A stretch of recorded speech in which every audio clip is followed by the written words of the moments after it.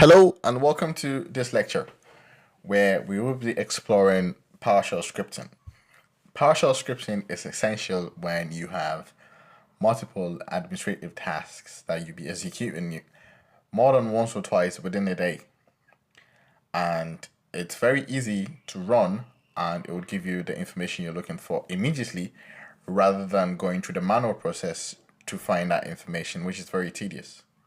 So in this video, we are going to explore how to create PowerShell scripts, how to maintain them, and how to use them. And today, we are on our server 2019. We are logged on to the domain controller. I'm just going to make this bigger, just for a good experience. Anyway, so I have gone ahead and I have created some commands that give specific use cases that we would normally execute to complete some administrative tasks.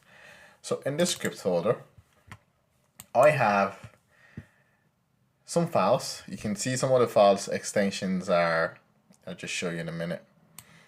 So I'm just going to make this bigger. You see, this is a Windows PowerShell script, and these are just TXT documents. So first of all, let's just explore some basic things in PowerShell. And today, the scripts that we'll be creating has to do with some repetitive admin tasks. So I'm just going to open up this CXT and see what are some of these repetitive administration tasks that you find yourself doing on day-to-day basis when you're sysadmin. So when I open this TXT, you can see that we have things like if you want to find information on what user accounts are locked, or if you want to list all accounts that are disabled, or if you want to know what's the password expiry date for a specific user account, or you want to know what's the last logon date for some user accounts who haven't logged on, let's say, for the past 5 days. And this basic 4 tasks, I would say, would be something that you might find yourself doing repetitively, finding information on a day-to-day basis as a sysadmin. Not necessarily a sysadmin, but for help desk or level 2, level 3. But it's handy to be very fluent using PowerShell. Now, I'm just going to open PowerShell now, make it this smaller. I'll keep the script open. So I'll open PowerShell. And in PowerShell, I'm just going to make it look like something similar to this size. And in PowerShell, what we want to do is we want to see how these scripts normally behave. So let's say we are in PowerShell now, and just come out of the administrator, and we would normally import module, Active Directory, right?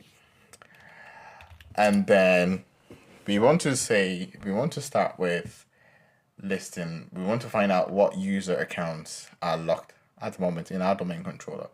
I had already gone ahead to get an account to be locked, so I tried to sign in multiple attempts using the wrong password in a specific Windows workstation, and then the account has been locked out. I haven't unlocked it yet.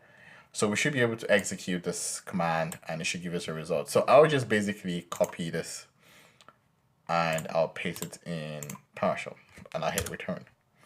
So at the moment it returns this user, John Fergal, and that's the account that's locked out at the moment. So you should be expecting John Fergal to be ringing IT asking why he can't sign in. So the query would normally go to the help desk and they should be able to resolve it.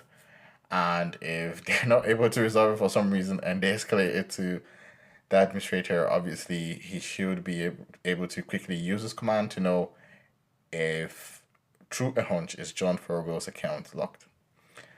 So that's this account. And let's say we want to now get all user accounts that are in the tenant that are disabled. To do that, we can just copy this command and paste it in here and hit return. And it gives us the name and the username. So basically, these accounts, obviously, they're not accounts that for some reason are not regularly used, so they're disabled. So when you go into the Active Directory console, you definitely see that these accounts are disabled. For instance, I'll just check that now. Go to Active Users Directory, and then if you stay, yeah, there you go. That's sent here, and that's this KRBT whatever. That's also locked, and the rest would be in different OUs that you can just find. Obviously, I'll leave this open. I'll minimize it. So that's how you get all accounts that are disabled at the moment. What if you wanted to check the password expiry for a user? Normally, when you want to use this command, you need to put in the username of that person. So John Fergal, who had his account locked, let's say we wanted to know what his password expiry date was. So I'll just copy this.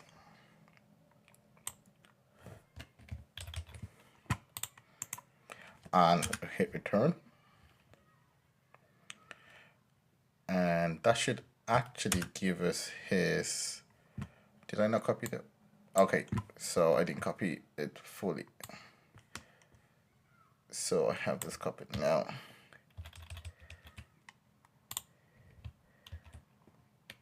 And then I'll copy it now, hit return, and it's giving us the expiry date. So it's going to expire in literally a month from now, right?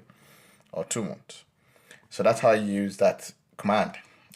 And let's say now we want to find users within Active Directory that haven't logged on for more than 5 days ago. So within the past 5 days, they haven't logged on. So it means the account is either dormant and for some reason, maybe they are not available. We just want to get a hold of those accounts. That 5 days could be anything else. It could be months, it could be years, so that if you want to manage your users within your domain, so that you can maybe delete the accounts because they are not used, they are not needed, things like that. It's handy to have this command. So it starts with making sure that you have set the current date to get date. So it means you want to use this flag. You want to make sure that the date output that comes in is using the get date flag. You don't want to get any errors. So I'll start with that first. We'll hit return, and then we'll paste the proper command, which is get user filter blah blah blah. Just copy that, paste it here, hit return. So it's giving me these accounts, these 4 accounts that haven't logged on for more than 5 days. So they haven't logged on. So like today is the 21st and that's 12. So that's beyond 5 days ago, right? So these are some basic, at least 4 repetitive tasks that you might be finding yourself doing on day-to-day basis. Now that you know, at least you've done some level of automation, you wouldn't be able to easily get this information if you were going through the GUI. So at least knowing the commands and running them in PowerShell gives you quick information for you to know what to do with them. And equally, you can always pipe all these results into a CSV or into an Excel sheet and save it somewhere that you can easily access. But what if obviously you don't want to be saving them because the data changes every now and then? So you just want to be able to view them in PowerShell quickly. You don't want to be quick now. You don't want to be now opening PowerShell and then going to copy the command and pasting it in here and then viewing information. That's also another tedious process. Even though you've solved some of the problem, but then you still have to go through some bit doing copying and pasting, or even if you're not copying and pasting, even if you are a genius and you know it from the top of your head, you're now actually going to type them again. So you have to find a way to automate this process. That's where scripting comes in.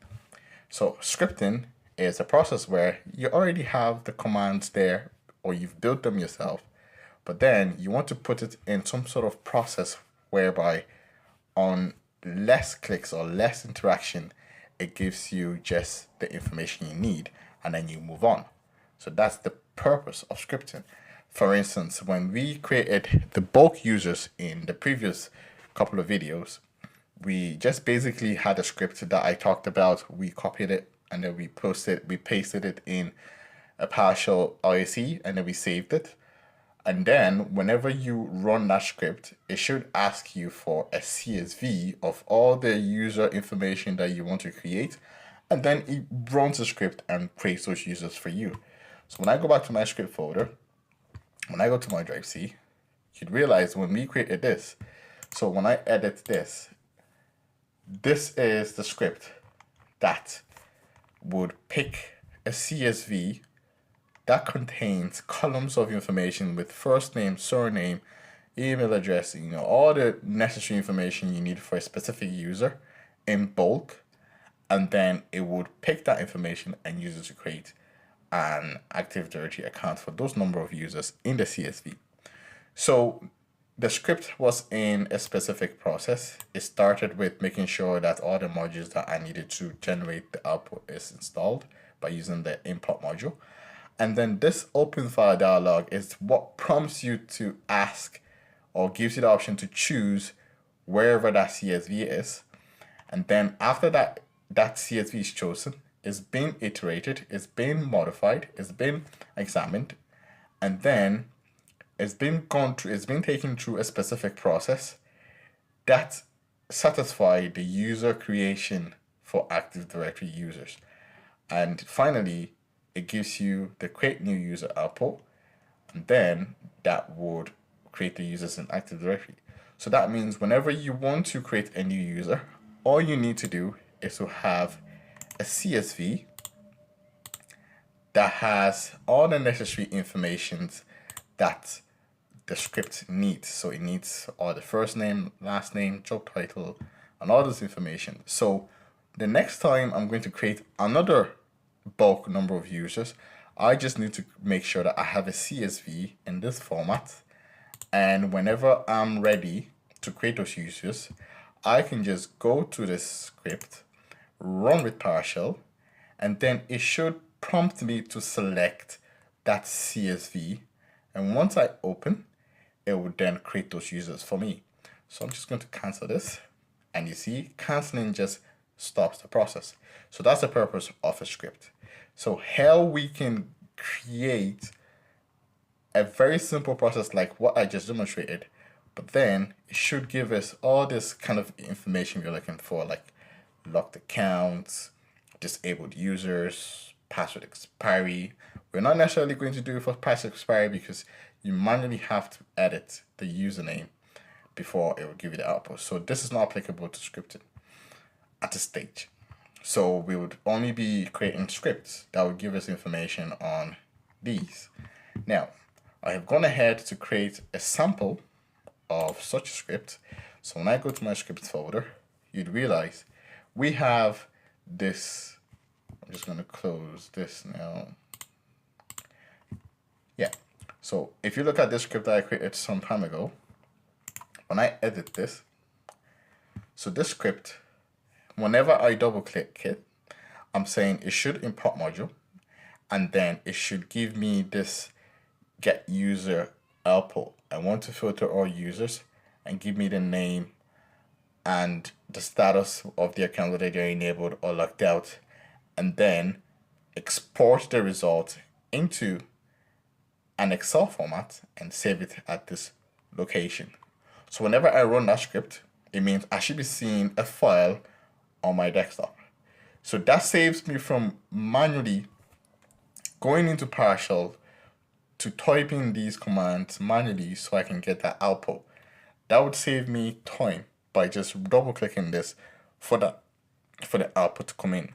So when I just close this and make all this go away, and I go back to my folder.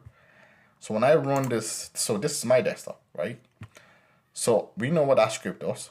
When I run with PowerShell now, you'd realize it takes a few seconds and then a document comes here. All I have to do is to go in and it'll give me information on all the current users and their status, whether it's enabled or locked out. So John Fergal, for instance, that we determined that was locked out. For instance, this is John Fergal. That's the account for locked out. you realize his name came up. So obviously his account is locked out. The value is true, right? So I'm gonna close this. Don't save, right? Whenever I run that script again, it overrides that same file. So whenever I run the script, I know when I go to that file, it's giving me the current version. So whenever I want to find the current version of that, I just run the script again. I right click and I run PowerShell. Now, I have another script here, which would give you some information on when I want to find out accounts that are disabled at the moment. So when I run the script, actually, do you know what? I'm not going to run this now. So when we look at this list, we have locked accounts, disabled accounts, and users that haven't logged on for the past 5 days, right? So we're going to create these 3 scripts and then we'll run them and see how they behave. And then I'll explain to you how to create a script in a way that you want. So to do that, we need to open Windows ISE. I'm just going to close this and we will go to Windows ISE. You'd run with administrator. So this is the platform that you use to create scripts. So when you open Windows ISE, I'm just going to make it slightly bigger.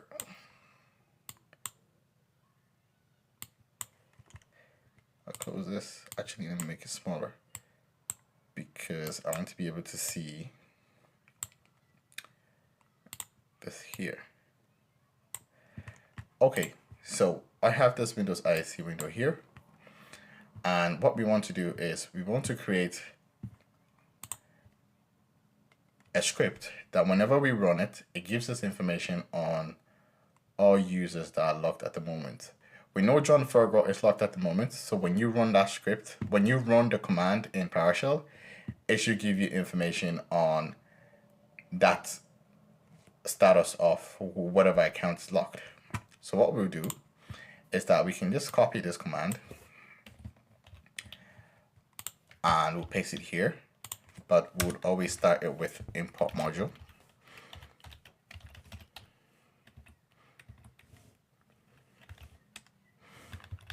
So I had a typo there and I tried to use the tab and it didn't work. Active directory, right?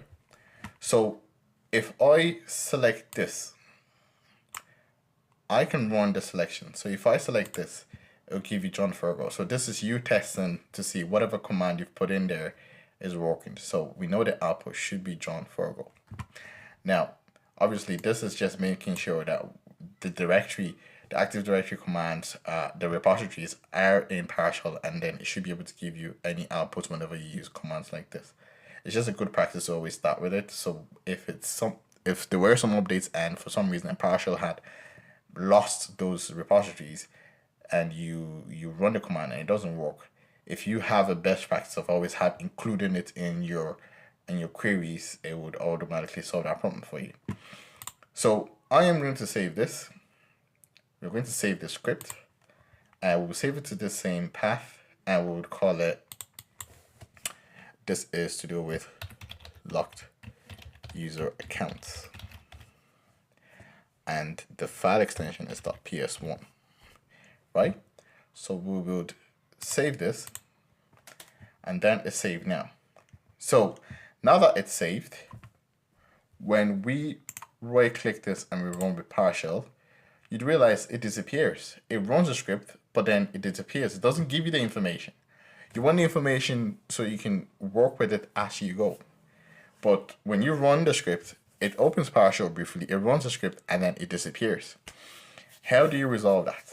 So this is the script, and we have a command that stops that behavior from happening. So what you want to do is you want to add a pause at the end of your script. So for instance, the flag for the commandlet for pause is read host. And you would give it some text that it tells you whenever the pause comes in. So for instance, press enter to show script output. Close the commas. So let's say we added a pause, and the first pause would give us this information. Let's see how that behaves. So I'm just going to save this, and then we would refresh this, and we would run the script again. I'll go run with PowerShell. You'd realize it did the import module, and then now it's telling me to press enter to show script output. So when I hit enter, you'd realize it disappeared again, but before it disappeared, it gave you the output. So the use of read host gives a pause at any level of script execution, right? So we want to add another pause so that after the script executes, it shouldn't disappear, it should pause again. So we would modify the script again, and we'll use the same read host.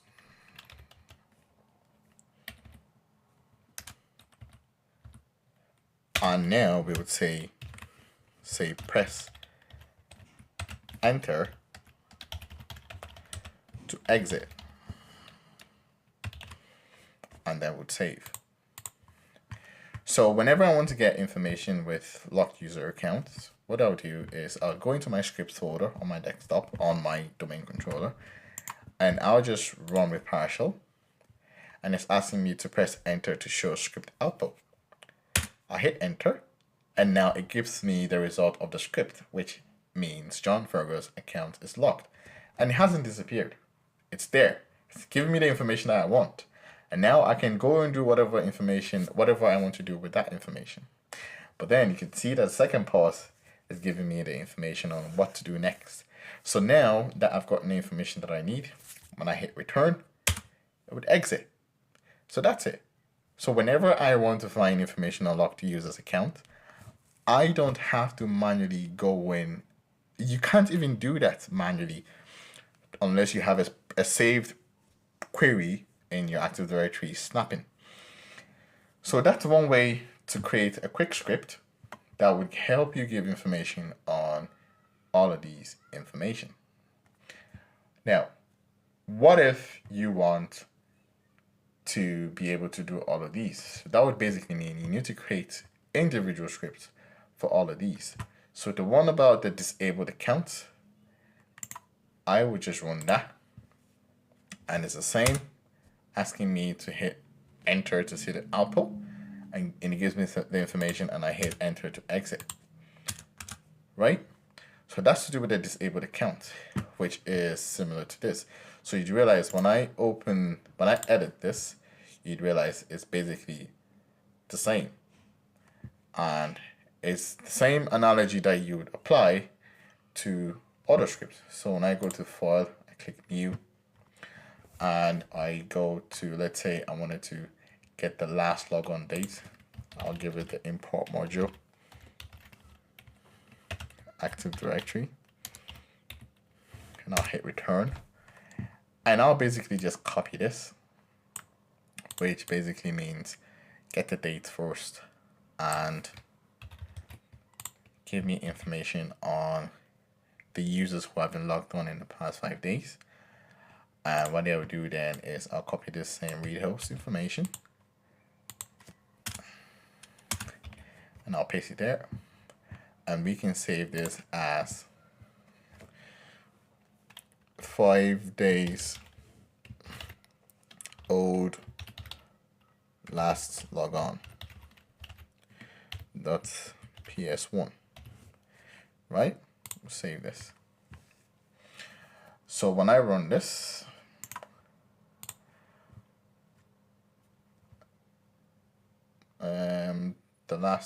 the term last is not, that's strange. I hit return.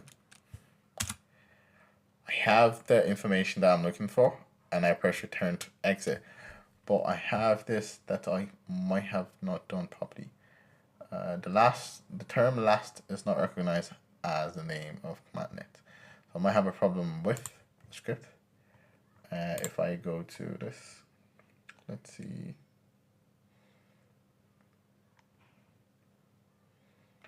Yeah. So this is supposed to be a comment, and I'll save this, and then I'll run this again. Yeah, see the result and exit.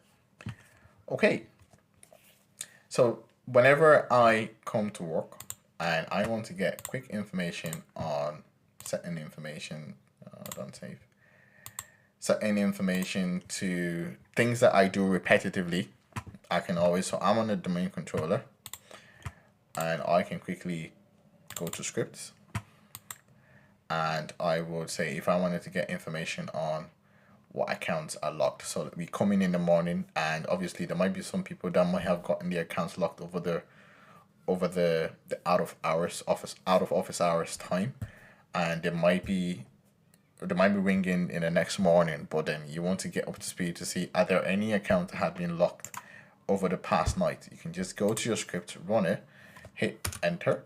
It tells you there's one user, and you can go and do whatever you want to do for the account. You can press exit, and then you have that information. You want to find out information on what accounts had been disabled. You can just run that script and then hit return. It gives you the information, and you exit. And like the one I just showed you, if you want to have a script that gives you an output and information that you can share with someone, you can basically pipe the result into a specific format and path and save it as a script, and whenever you run it, it gives you the output at your preferred destination, and then you can use it to do whatever you want to do. So that's how you go about creating PowerShell scripts for system administrator. So we've examined how to use complex scripts like the one that I showed you to create users in bulk, and now we've explored PowerShell scripts that are used to run day-to-day repetitive administrative tasks. I'll see you in the next video. Thanks.